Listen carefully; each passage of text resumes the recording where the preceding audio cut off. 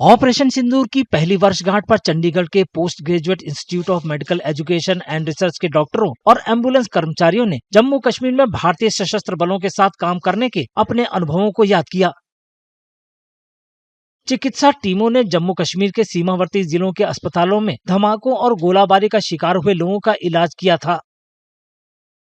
We have been involved in seeing and giving consultation to our vascular patients or patient already injured from blast injuries and all those things. So we have involved in multiple surgeries also.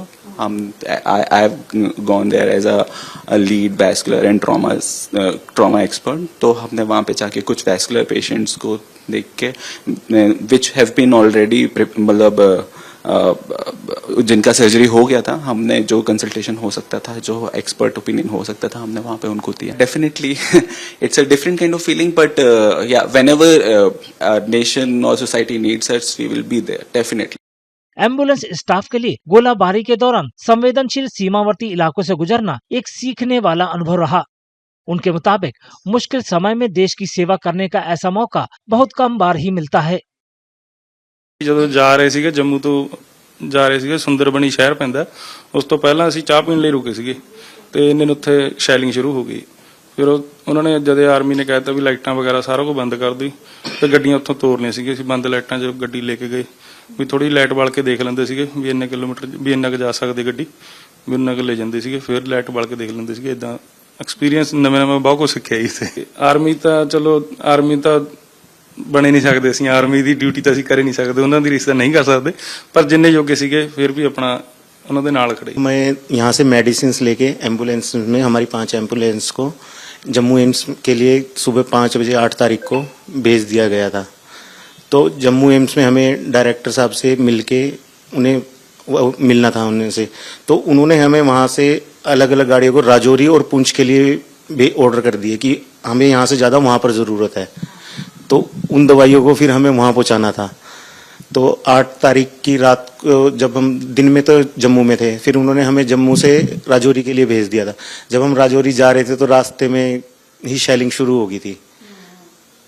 तो किस तरीके से आप वहाँ पहुँचे, क्योंकि ये पहला एक्सपीरियंस होगा आपका भी शेलिंग में एम्बुलेंस लेके जाना, दवाइयाँ लेके जाना? मैम अब तो लेके तो जानी ही थी वो दवाइयाँ, अब चाहे जैसे मर्जी, लेकिन नेशनल ड्यूटी थी मैम, वो तो करनी थी, दवाइयाँ तो पहुँचानी थी, क्योंकि मरीजों तक तो जो फैसिलिटी पहुँचानी जरूरी होती है, जब दवाइयों की कमी हो रही तभी तो पीजीआई ने भेजा है मैम यहाँ से।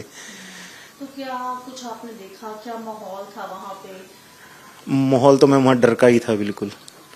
शेलिंग हो रही थी, कहीं गिर रही है, शेलिंग गिर रही है, कोई बच्चे मर रहे हैं, कैसे क्या हो रहा है।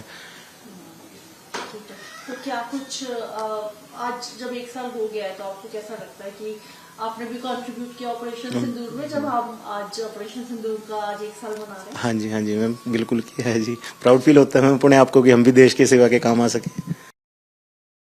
पहलगाम में अप्रैल 2025 में हुए आतंकी हमले के बाद पिछले साल 7 मई को शुरू हुए ऑपरेशन सिंदूर के दौरान भारतीय सशस्त्र बलों ने पाकिस्तान और पाकिस्तान के कब्जे वाले कश्मीर में मौजूद आतंकी ठिकानों पर सटीक हमले किए।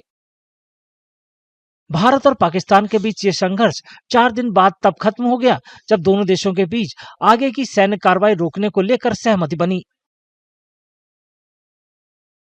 आपके राज्य की खबरें, आपके शहर की खबरें सबसे पहले जानने के लिए देखते रहें अमर उजाला। चैनल को सब्सक्राइब जरूर कर लें और पाएं हर अपडेट।